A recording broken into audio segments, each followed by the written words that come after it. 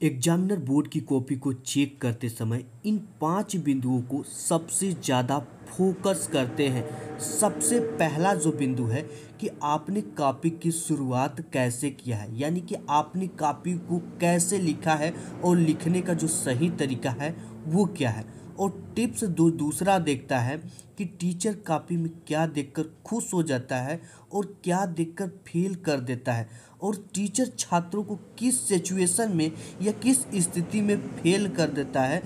और आप तीसरी जो बात है वो है कि क्या जिस प्रश्न का उत्तर नहीं पता है उसका आंसर नहीं लिखना चाहिए, या जिस क्वेश्चन का आंसर आधा पता हो उसे छोड़ देना चाहिए। और जो चौथा टॉपिक है, क्या कॉपी में पैसा रखने से नंबर मिलता है क्या। इसके बाद आपको ये ध्यान देना है, अगर आपको पेपर में पहला, दूसरा, तीसरा क्वेश्चन का आंसर नहीं आता है तो आपको फिर कहाँ से शुरुआत करनी है। तो एक एक बिंदु को आप ध्यान से समझ लो। अगर आप ये गलती बोर्ड एग्जाम में नहीं करोगे तो आज से आपको कोई फेल नहीं कर सकता, क्योंकि छात्रों की लापरवाही ही छात्रों को फेल कराने को, टीचर को मजबूर करती है। क्योंकि टीचर कभी नहीं चाहता कि अपने पेन से किसी छात्र को फेल कर दे।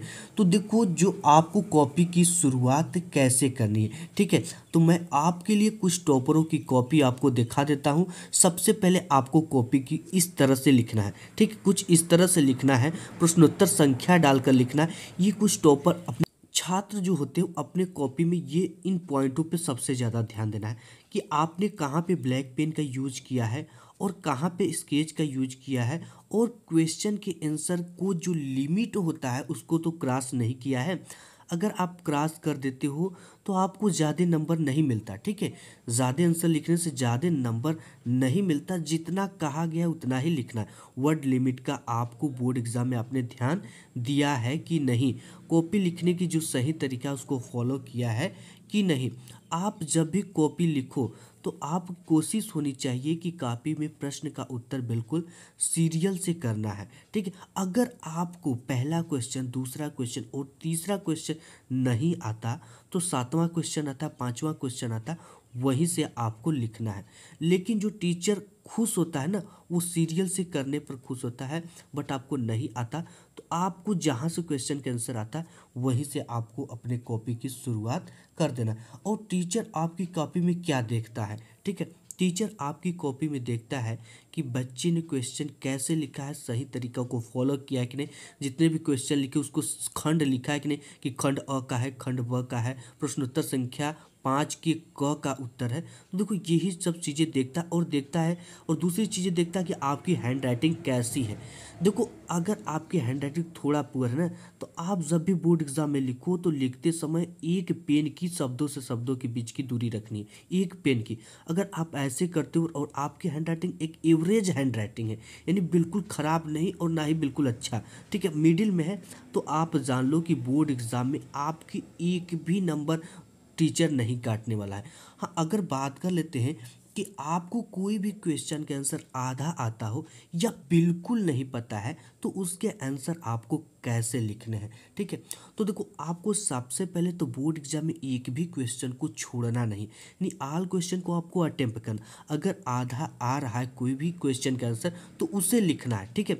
अगर उससे रिलेटेड कुछ भी कीवर्ड हो या अपने शब्दों में आप जानते हो तो उसे थोड़ा सा बनाकर पूरा लिख सकते हो। हाँ, जो भी क्वेश्चन का आंसर आपको बिल्कुल भी नहीं पता है उसके क्वेश्चन के आंसर आपको कैसे लिखना है।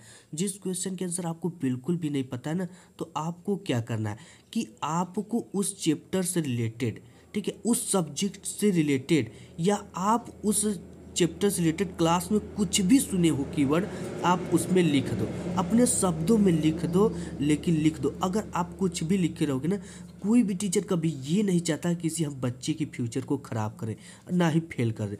उसके सामने एक ऐसी सिचुएशन आती है जहाँ से वो सब तरफ से मजबूर होकर ही आपको फेल करता है।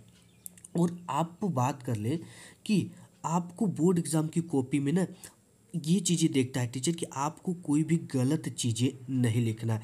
जैसे कोई बहुत सारे छात्र होते हैं, क्वेश्चन का आंसर ना आने पर वो क्या करते, एक प्रेम पत्र उसमें लिख देते हैं जिससे प्यार किए होते हैं, लव स्टोरियाँ लिख देते हैं, गलत चीज़ें लिख देते हैं, कसम लिख देते हैं कि सर मैं आपका पैर पकड़ता हूँ, आप मुझको पास कर दीजिए, आपको मैं 20,000 रुपया पहुँचवा दूंगा, 10,000 रुपया पहुँचवाऊंगा। ऐसा लिखने से टीचर कभी ज़िंदगी में आपको पास नहीं करेगा जब तक आप कॉपी में कुछ नहीं लिखोगे। जैसे मैं यहाँ पे दिखा भी देता हूँ, ये देख सकते हो आप कि ये कुछ स्टूडेंट की, नालायक स्टूडेंट की कॉपी है, जो कि एग्ज़ाम की कॉपी में कुछ इस तरह की हरकतें करता है, जो कि टीचर की बिल्कुल खिलाफ है और टीचर को एक नेगेटिविटी प्रदान करती है। ठीक है, और बात कर लेते हैं कि देखो, आपको बोर्ड एग्ज़ाम में पैसे रखने के कुछ फ़ायदे होते हैं क्या? लोग पैसे क्यों भर भर के बोर्ड एग्ज़ाम की कॉपी में रखते हैं? जी हाँ, तो देखो, पैसे रखने के फ़ायदे तो कुछ न कुछ ज़रूर है, लेकिन मैं आपको बताते चला कि टॉपर भी कॉपी में पैसा रखता है, लेकिन वो किस सिचुएशन में रखता है कि मेरे एक भी नंबर न कटे।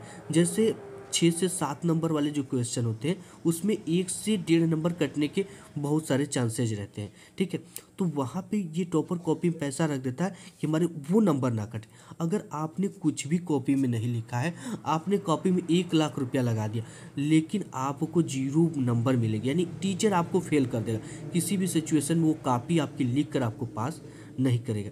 ठीक है, तो आपको जब कुछ लिखे हो और आपको जैसे 2, 4, 3 नंबर से फेल हो रहे हो, उस सिचुएशन में आपको टीचर क्या कर देता है? पास कर देता है। देखो, टीचर भी एहसान फरामोश होता है पैसा लेने के बाद, और वो सोचता है कि मैं किसी स्टूडेंट को फेल ना करूँ। तो आप ना कुछ उससे रिलेटेड कीवर्ड लिखिए। यार, 3 घंटे का समय होता है, आपको जिस दिन जो सब्जेक्ट रहता है ना, उसके क्वेश्चन बैंक को बिल्कुल अच्छी तरीके से पढ़ लेना है। तो आपको क्या करना है, उसमें जो भी पढ़े हो आप उसी क्वेश्चन के आंसर में लिखते जाओ, तब तो आप पैसा लगाने पर पास हो सकते हो। जी हाँ, पैसा लगाने के 1 से 2 नंबर बोनस ज़रूर मिलते हैं। आप जिन चीज़ों को अपने बोर्ड की कॉपी में अप्लाई करते हो, तो आप कभी ज़िंदगी में फेल नहीं हो सकते, ये मेरी गारंटी।